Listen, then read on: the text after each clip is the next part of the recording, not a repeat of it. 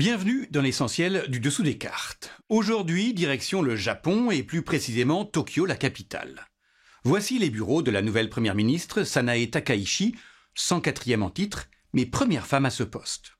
Issue de milieux modestes, Sanae Takaichi est une nationaliste affirmée.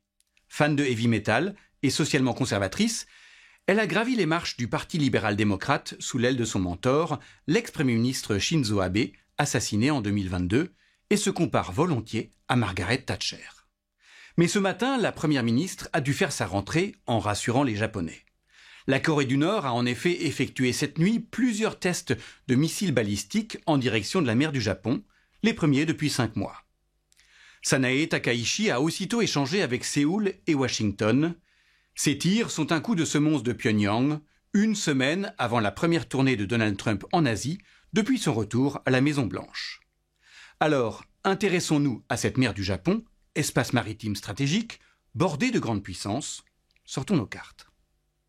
Hormis la très isolée Corée du Nord, les pays riverains, ici avec leurs zones économiques exclusives, sont tous des géants économiques.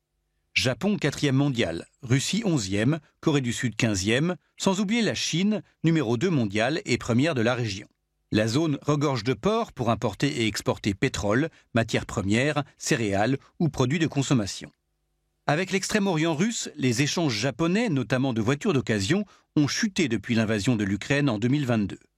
Sanae Takaichi veut renforcer les sanctions internationales et mettre fin aux importations de gaz russe, 8,6% de la consommation japonaise, issue des champs de Sakhaline.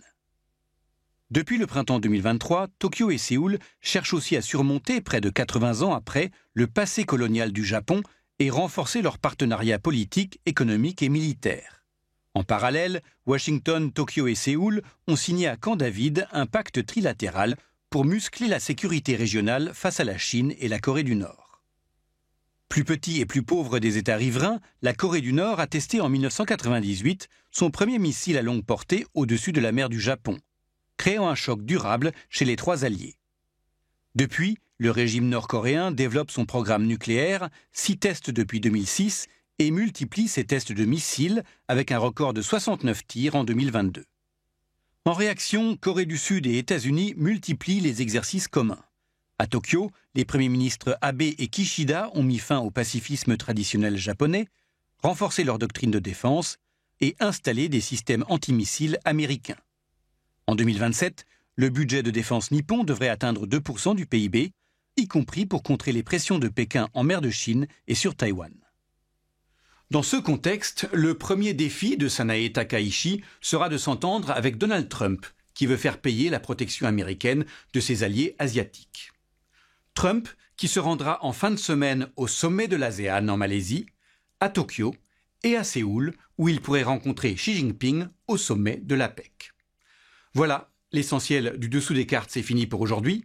À bientôt.